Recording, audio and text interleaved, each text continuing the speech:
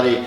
We're going to do a short video here on the term emotional resilience. And emotional resilience is really as important in our life. It allows us to feel a lot more at ease, a lot more at peace with ourselves. And there's actually 5 or 6, 7, 8 benefits that really stem from understanding what it is to be emotionally resilient. Resilience itself is the sort of capacity to recover quickly from trauma or difficulties or things like that. You don't stick to them. You don't hold on to them. You see it and you let it go. You experience it and you let it go. You hear it and you let it go, instead of making it something about you. A statement can be just a statement, or we can make it personal. And that's what resistance does from time to time. It attaches us to a statement.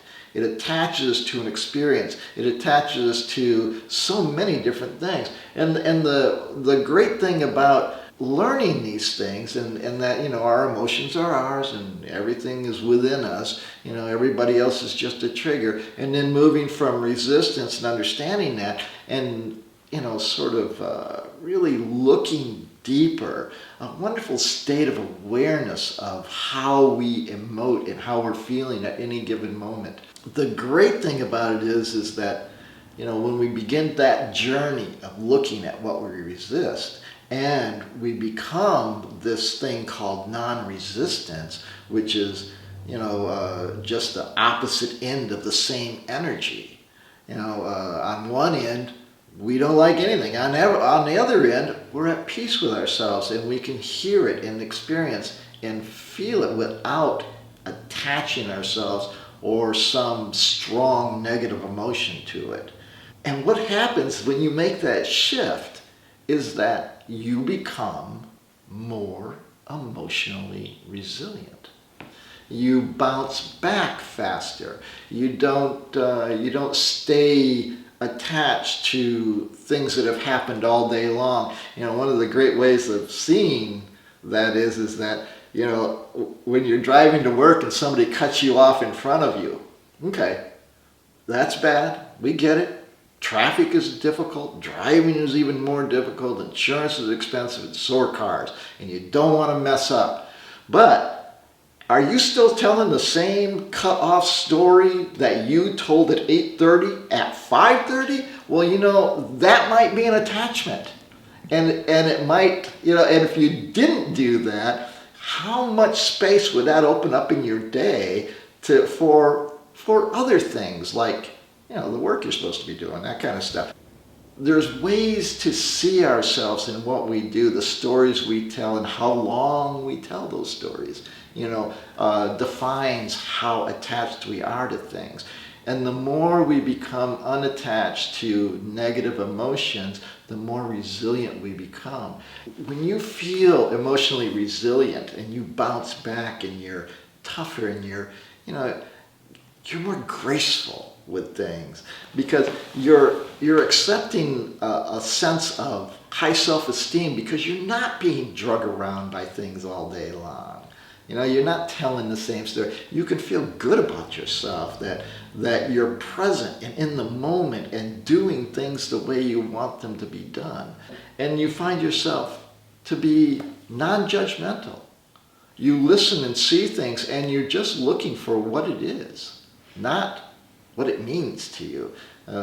Is it instructional? And mindfulness and emotional regulation, that is a key thing here I think it's a key thing, is understanding that these emotions are yours and that you can do with them as you please, instead of just all of a sudden realizing that your emotions are heightened. Do you have to be heightened? Not really. You're choosing to be heightened. And when you're experiencing a higher sense of emotional resilience, those things become more automatic. So I like the different takes that Kirk and I have on things, because I look at resilience from a much more yin or feminine perspective, and I think of what I've learned from being resilient and coming back from great loss in my life, is that resilience is the process of going through tough times in your life and allowing yourself to fall apart. Because the falling apart actually is where the juice of that scenario comes into play, with just being able to see, see your own suffering, see your own strength in suffering, and see the outcome of what suffering means in your life. That's where we feel the biggest opportunity for resilience, is coming through a time of displacement, a time of loss, a time of great grief. Those are the times where we learn what we're made of, and where we actually eventually have, what we refer to as the silver lining. The silver lining is the resilience piece. It's the pearl in the oyster. It's what we got out of that deep feeling and understanding. Like with loss, what makes loss impactful in our life is that we lost something that we loved, that had deep meaning to us. And that's really the heart breaking open. That's us breaking open to these opportunities, because I know I've suffered a lot of loss in my life, and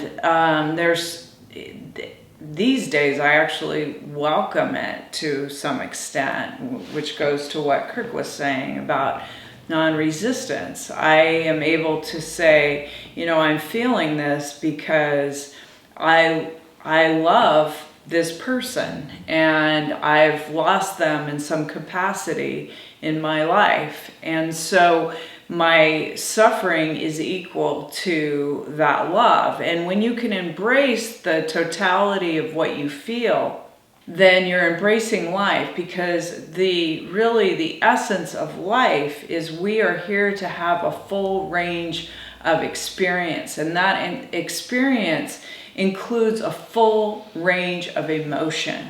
That is life, and that is why we're here, is to have this incredible experience of being in a body at this time, feeling all these incredible sensations that include love, that include suffering, that include loss, that include fear, that include anger, enthusiasm, joy.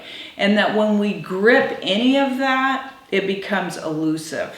So have you ever tried to hold on to an ice cube in the sun? It just runs through your fingers eventually. And that's the same thing that happens when you grip on to, say, joy. When you try to bring joy to every single moment. It's a false illusion. You don't have to feel joyous in every single moment. You get to feel the range of feelings. And when you can embrace those different vibrations in your life and see them for what they are and allow yourself to have them, that's the way I define resilience. That's the way I see it, is that it's life altering. You've come back from the brink of whatever that tragedy was, and you're here to tell the story. It's the hero's journey. So that's true resilience. And so that we hope that when you understand the areas of non-resistance in your life, as well as the areas of resistance, that you begin to build naturally a sense of resilience.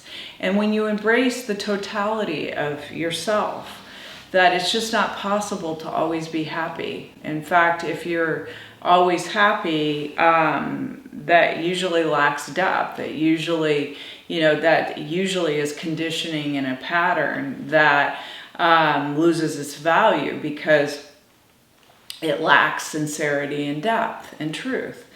So we can't all be happy all the time, just like hopefully we're not all angry all the time. Hanging on to anger for the sake of anger and injustice is also a strategy that is very controlling and domineering. So either one is just equally as toxic, really.